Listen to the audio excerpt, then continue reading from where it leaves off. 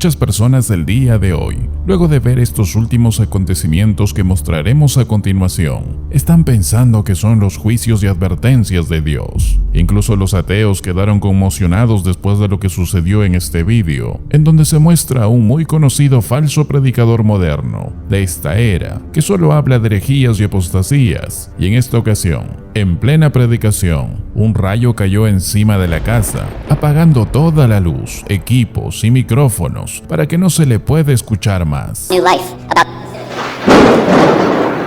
En alguna ocasión en tu vida que fuiste en algún servicio oculto dominical, ¿la prédica fue apagada acaso por un rayo? ¿O a cuántas personas escucharon que pasó por eso? Causa de esto, muchos creen que es una advertencia del Señor. Y esto no es todo. Muchos fueron sorprendidos por este inmenso rayo en esta zona, lo cual atemorizó a las personas. Esta otra imagen muestra un gigantesco rayo caer sobre esta estatua gigante en Brasil, en el periodo en que luego se burlaron de Cristo, en un carnaval impío que realiza esa nación, burlándose de Dios y la Biblia. En otra imagen, se ve otro inmenso rayo caer para interrumpir los comentarios de un canal de televisión muy secular. Esta otra imagen muestra a esta persona muy popular verse sorprendido, quedando asustado por el rayo, que se le cayó muy cerca de donde él estaba. Ahora, la gente dice que también podrían ser advertencias de Dios el gigantesco rayo que cayó en la Basílica Romana Católica, conocida por la difusión de centenas de apostasías en contra de la Biblia. Causa de esto, miles de personas dicen que todos estos son advertencias de Dios. Hasta incluso algunos piensan que estas son señales de su venida. Incluso famosos seculares como Will Smith andan pensando que estas son señales divinas. Y eso no es todo. En Austria, Dinamarca y otros países europeos se burlaron de Dios y les cayó una de las peores sequías de los últimos siglos. En algunos lugares de Sudamérica se burlaron de Dios y luego fueron afectados por algunos desastres naturales. Causa de esto, algunas personas aprovechan en decir que son los juicios de Dios. Ahora, lo que es interesante ver en la Biblia con respecto a esto es ver a Jesucristo nombrar a dos hombres suyos como hijos del trueno,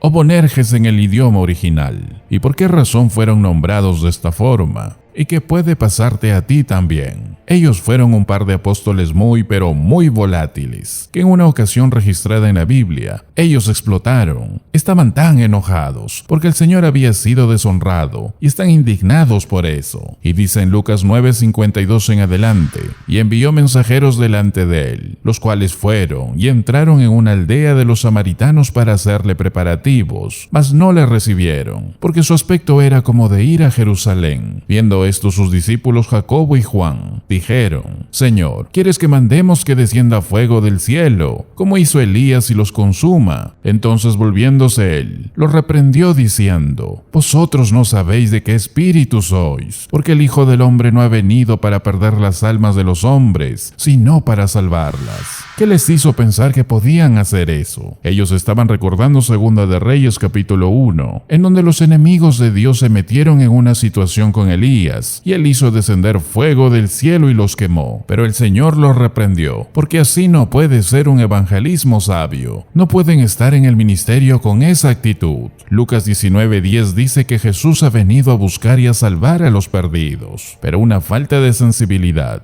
simplemente puede destruir un ministerio. Hay muchas personas que tratan de servir a Cristo, que son absolutamente insensibles, y eso no es lo que Cristo vino a enseñarnos. Ahora, ese pueblo no rechazó a Jesucristo porque él afirmó ser Dios. No lo rechazaron porque no les gustaron las doctrinas que él enseñaba. Ese pueblo rechazó a Jesucristo porque era judío e iba al templo. Lo que nos muestra la Biblia es que ni siquiera entendían quién era, pero Jesucristo les enseña, y nos enseña a nosotros también, que siempre hay misericordia extendida a personas que ignoran la verdad. Otra cosa muy diferente es lo que pasó más adelante en Lucas 10:10 en adelante. Mas en cualquier ciudad donde entréis, y no os reciban, saliendo por sus calles decid: aún el polvo de vuestra ciudad, que se ha pegado a nuestros pies, lo sacudimos contra vosotros. Pero esto sabed, que el reino de Dios se ha acercado a vosotros. Y os digo que en aquel día será más tolerable el castigo para Sodoma que para aquella ciudad.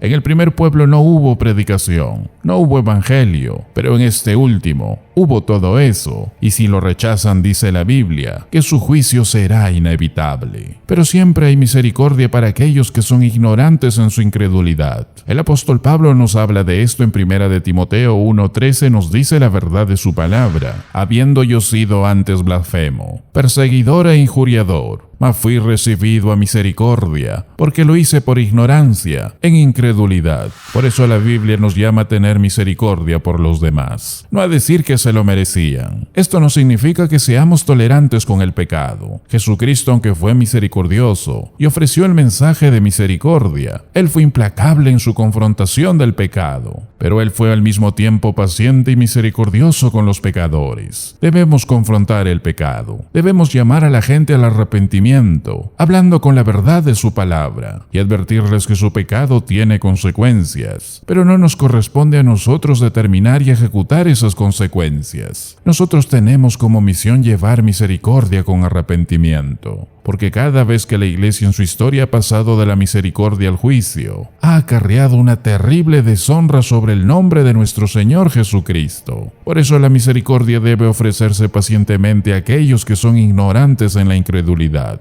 Hemos visto en los últimos días en distintas naciones del mundo blasfemar en contra de Dios, burlarse en contra de su Hijo y la Biblia, rechazar descaradamente su maravillosa voluntad. Y eso hace que muchos nos preguntemos, ¿por qué Dios no juzga al mundo ya? Pero 2 de Pedro 3 del verso 8 en adelante nos dice la verdad de su palabra: mas, oh amados, no ignoréis esto, que para con el Señor un día es como 1000 años, y 1000 años como un día. El Señor no retarda su promesa, según algunos la tienen por tardanza, sino que es paciente para con nosotros, no queriendo que ninguno perezca, sino que todos procedan al arrepentimiento.